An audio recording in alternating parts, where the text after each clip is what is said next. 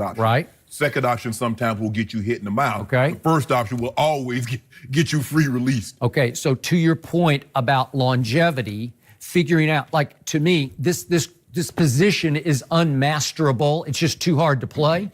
But Tom Brady has come the closest to mastering the position of quarterback.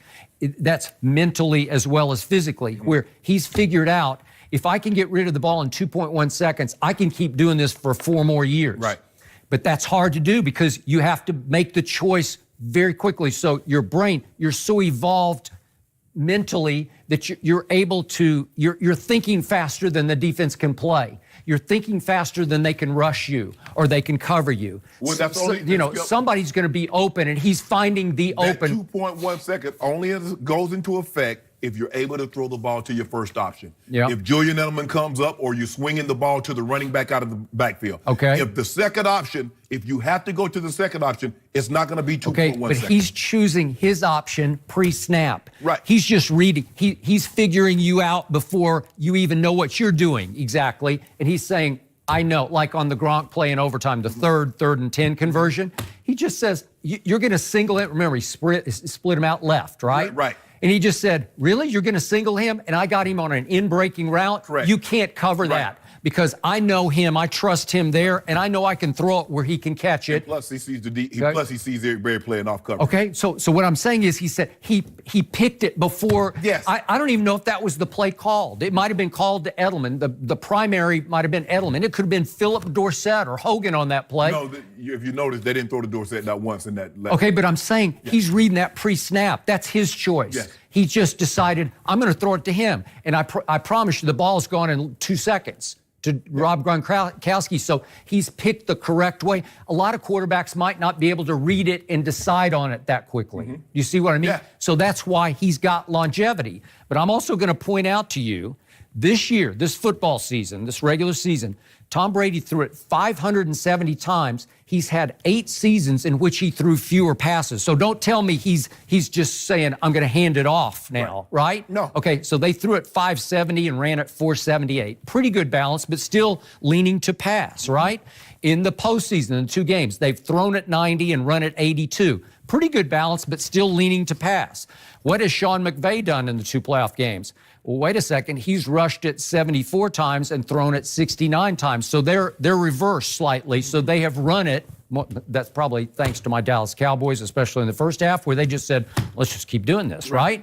But they have become a run-oriented football team. So, but you can't tell me that Tom Brady is just handing it off now, because he's not. He's still throwing it a lot. No. But the running game it'll allow you protection from the blitz, because a lot of times when you play action, if you notice, you mentioned it the other day, Tom Brady spent a lot of his time under center. He did. When you go under center, at least 50% he was under you center. can fake it to the running back. It's a big difference between, Skip, faking a handoff from under the center. It is. And then faking it when the guys are off. Totally agree. Back. And it's a great way to stall the pass rush. Yes. Because if it's right in your face and you turn and fake it, yes. And if you're good with, and he's slick with the ball, yes, he's a good faker. So if you hold them for just 1 second, where they have to wait just a second before they can spring. Right.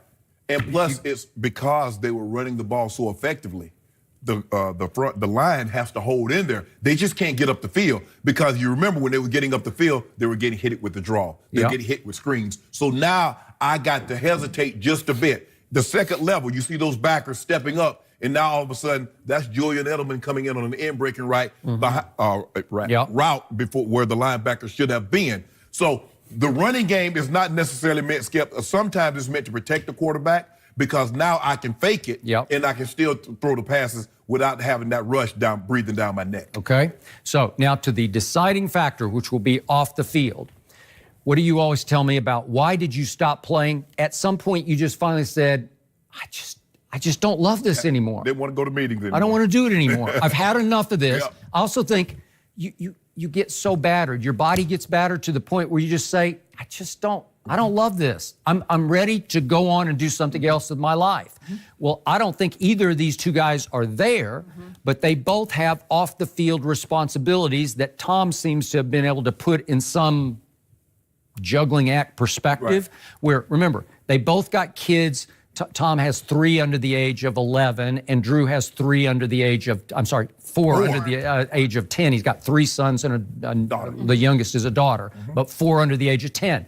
Okay, at what point does Drew Brees, he loves to coach his kids' flag football team. At what point does he finally say, I just want to be with my kids? What if the daughter could be playing sports too? What if he just says, I want to be with all of them? What if they're all doing whatever they're doing, right? That's a very good point, Skip. And let's start with Tom. Giselle has been very understanding. She has. At some point. Now, she said that he said, okay, I'm going to play this many years and I'm going to, but she's come to the conclusion, or she's come to the resolution, or she's resigned to the fact that, you know what, if I drag Tommy away, he's going to resent it. He's having so much fun. He wants to continue to play. Let me leave well enough alone, and when he's ready to come home, he'll come home. I believe the same thing is at play for Drew Brees. Because when you play football, and when you play quarterback, and you play it like these two gentlemen do, so much of your time is devoted to studying football.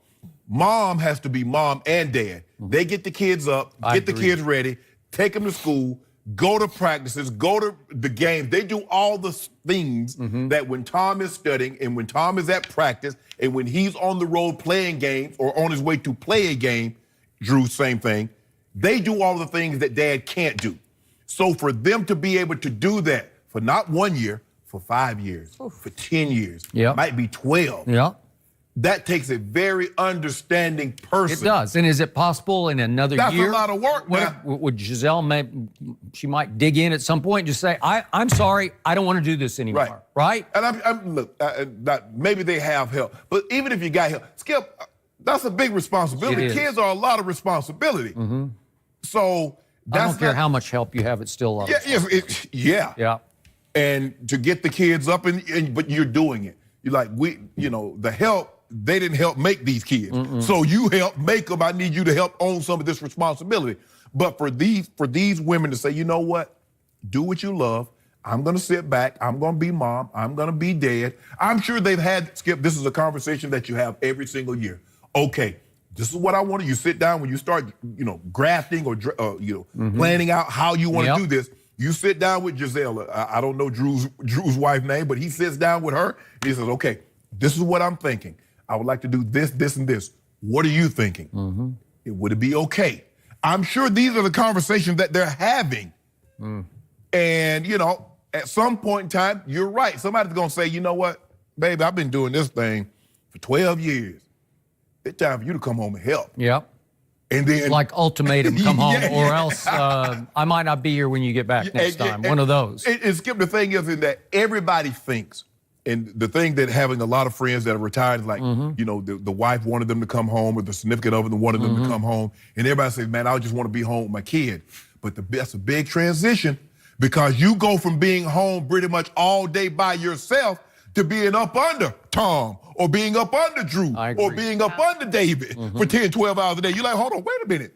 You need to find something to do. Well, I had something to do. I was going to work every single day, and you wanted me to come home. And now that I'm home, you want me to go do something. Oh, no.